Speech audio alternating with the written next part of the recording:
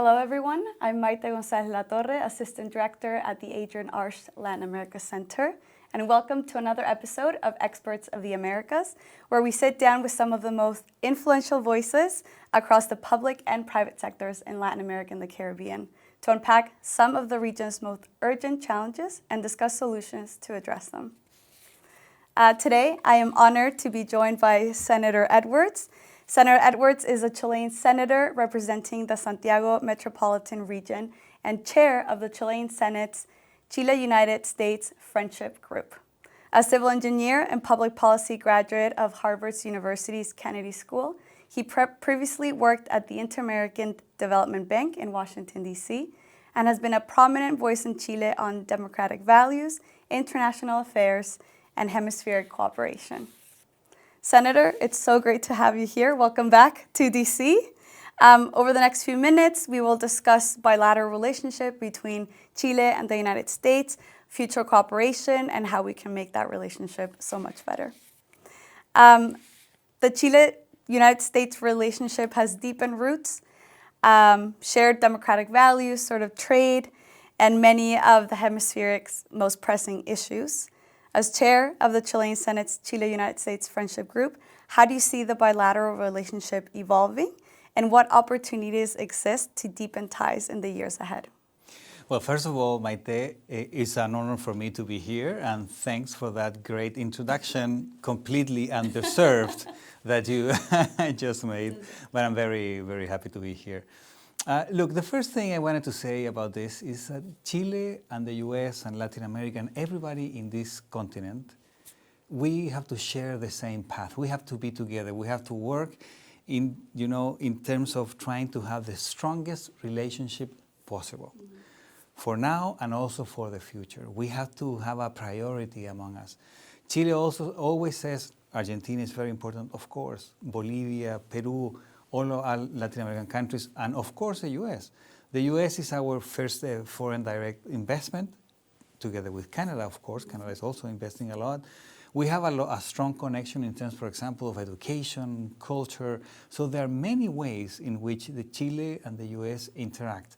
So, of course, nowadays we've been having a little strained relations in certain issues.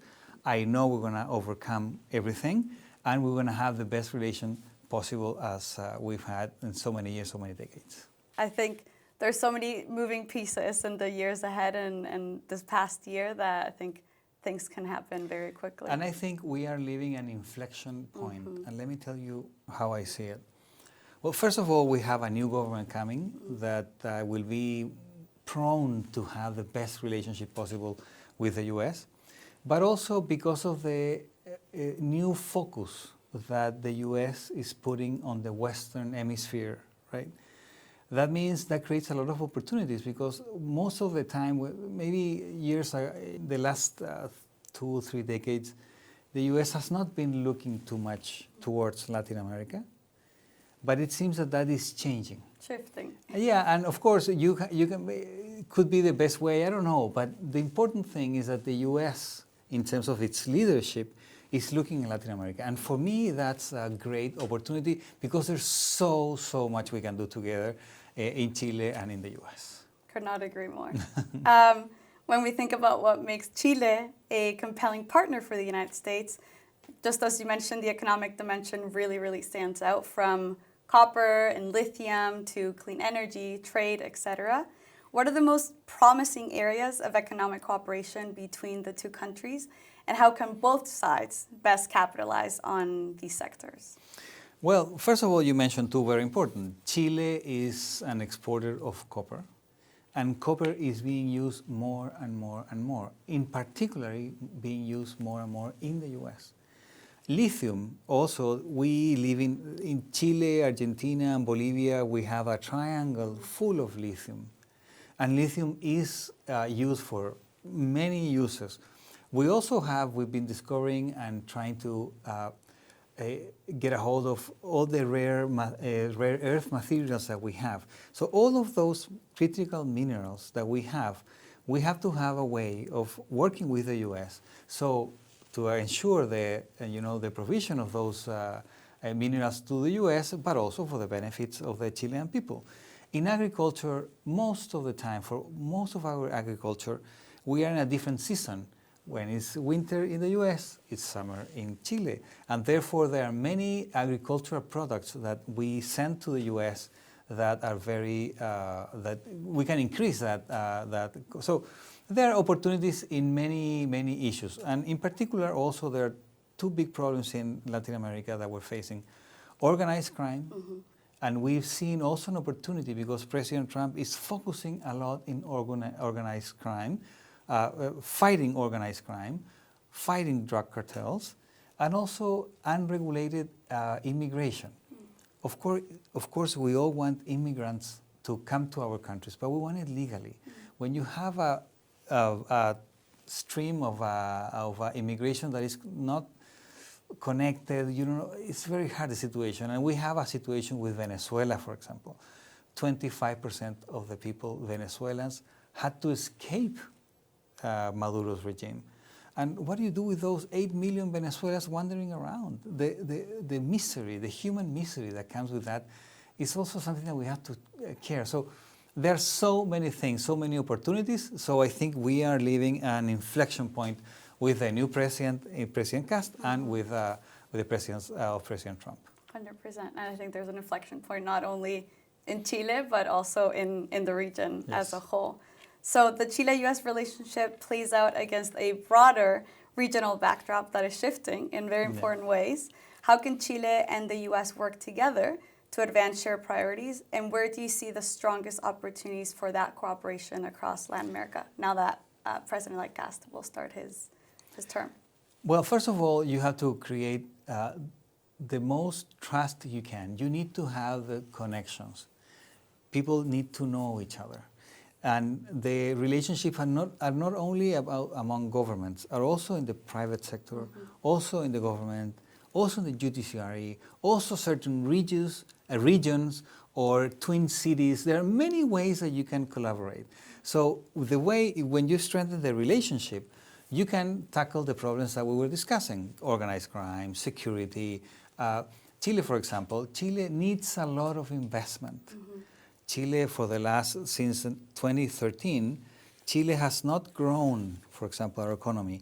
We used to grow twice as fast as the world, and now we are growing half as fast as the world. And that is creating an unemployment that is currently in 9%. It's been in 9% for more than a decade. So we need investment to create employment for the Chilean people, but also the U.S. The U.S. also need products of good quality, lower prices than the U.S. can have, or also the investment. Chileans are investing also in the U.S. Of course, Chile is a much smaller country, but there is foreign direct investment from Chile. And I'm not talking about only salmons or agriculture, so there are many more things that we send to the U.S., good quality products, that we have to continue doing it. Let me ask you a question about that foreign investment that you were talking about. Of course, the United States already invests a lot in Chile, but now as we look forward in the next 3-5 years, what are some of those key opportunities? For example, I'm thinking about technology. Tech is huge in Chile now. They're big in the region as a whole, but what do you see there? Let's talk about technology, for example. We have the driest desert and with the strongest sun hitting the earth of the earth in the Atacama Desert. We have a strong potential for solar energy. We have a strong potential of wind energy. So we have a strong potential to create, for example, green hydrogen. There are many sources of energy that we can create and that we can connect with, for example, data centers built not in neighborhoods, okay, but data centers built in a way that can allow us, to be part of the technology and the emergence of artificial intelligence. That's one example. But also in traditional sectors such as the ports, Chile needs a big investment in San Antonio's port. And if we are able to work better, Chile and the US, maybe we can have a big direct investment in San Antonio's port. Chile has to improve its permitting system. We're working on it, but we can have that kind of investment. And in the other direction also as well. In the mining sector, U.S. is making investments, but Chile needs more investment. Chile produces almost 1/3 of all the copper that is produced in the whole world. We need also the U.S. investment. So there are many sectors, technology, traditional such as ports, or in rare earth or critical minerals that we can have a partnership. That's why we are making many efforts to strengthen the bilateral relations with the U.S. And have a new beginning with a new presidency to see where history will take us together, Chileans and Americans. Now, let me ask you my last question about kind of your vision forward, and as we start a new chapter, both in Chile and the United States, what do you see the bilateral relationship in the next 5-10 years looking like? No, we have to work together. Yeah. That's Chile and the U.S., we've been friends for a long time. I think I know it sounds cliche, but it's true. We share values. We share many values together. We love our freedom. We love our democracy. We are fighting for human rights all over the earth. We work together in many multilateral spaces because we think similar in many ways. And therefore, what we have to do is strengthen the relations so we can continue working together. Of course, Chile welcomes the influence and the investment of other parts of the world, but we have to have a priority, and the priority is the Western world that we belong to, and the U.S. too. For that, the U.S. is a priority, and that's one of the reasons why I'm working in the Friendship Group of the Senate, Chile, the U.S., and also trying to set up a new dialogue between the Chilean Senate and the U.S. Senate and the Chilean lower chamber and the U.S.